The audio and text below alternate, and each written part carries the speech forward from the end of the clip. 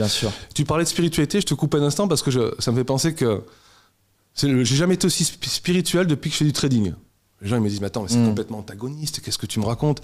Mais en fait c'est être avant d'avoir. On en parle souvent, devenir avant d'obtenir. Les gens qui viennent sur les marchés financiers que pour gagner de l'argent, c'est ceux qui en perdent le plus.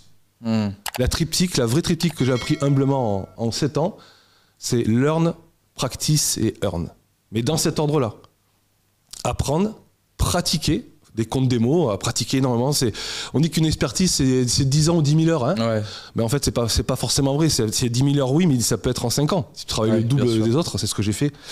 Et après, tu gagnes. Mais si tu viens que pour gagner de l'argent, comme le côté hype là, oh, quel jeton tu me prends? Non, si tu vas que pour ça, que tu sais pas quel jeton il y a derrière, à quoi il sert, il y a de telles fluctuations que tu vas paniquer, tu vas revendre à perte.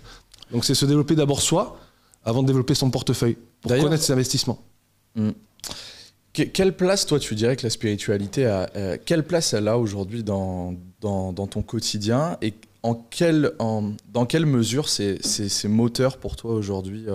Est-ce que ça influe sur tes performances dans ton trading, par exemple? Est-ce que complètement. tu dirais ça? Je te dis il y a un instant, c'est-à-dire tu peux pas... regardez d'ailleurs beaucoup de traders qui réussissent, ils ont un développement personnel qui est très, très poussé. Parce que justement, pour arriver à accepter des drawdowns, surtout dans la crypto, qui est en haut de la pyramide, on est tout en haut là. Là, on est là. Il y a les actifs financiers classiques, il y a l'immobilier, les entreprises, les startups, la bourse, c'est tout en haut. Tout en haut, il y a la crypto. Pour accepter des drawdowns de 80%, il faut apprendre à se connaître. Je te laisse imaginer. Sinon, quand tu as ton portefeuille qui fond, tu sais pas dans quoi tu as mis les pieds, ben c'est pour ça que 90% des gens perdent de l'argent. Tu vois, à l'inverse. Et que 10% qui en gagnent, parce que ces gens-là, c'est des gens qui se développent personnellement. C'est pour ça qu'eux gagnent de l'argent. Quand j'achète du Bitcoin, je suis exposé, quand même bien exposé maintenant. Quand il fait des gros drawdowns comme ça, il est passé de 69 000 $ à 15 000 $ en un an, mais j'ai pas paniqué. Pourtant, je suis très exposé. Parce que je sais à quoi il sert, je sais à quoi sert Ethereum, je sais pourquoi il faut en avoir. Donc en fait, ça t'oblige à creuser tes recherches, à connaître quel profil d'investisseur tu es, quelle temporalité, est-ce que je veux trader, est-ce que je veux être juste investisseur, est-ce que du moyen terme.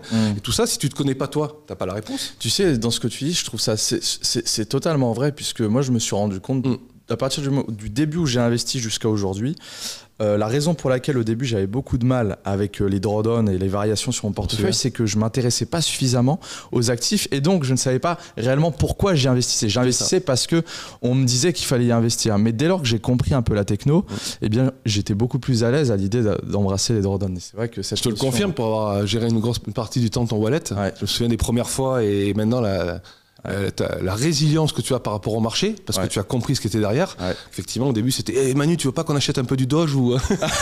Tu te rappelles de ça? Tu te souviens de cette trade qui n'a jamais été clôturée? Oh là là là là. Ah là là, ouais. Mais tu l'as pris parce que j'avais insisté pour le prendre. Exact. En plus. Je t'avais dit, moi, on n'y va pas.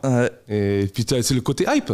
Mais on peut faire de l'argent sur le Doge, mais il n'y a pas de fondamentaux. Donc il faut faire un aller-retour. Il ne faut pas y rester. C'est ça.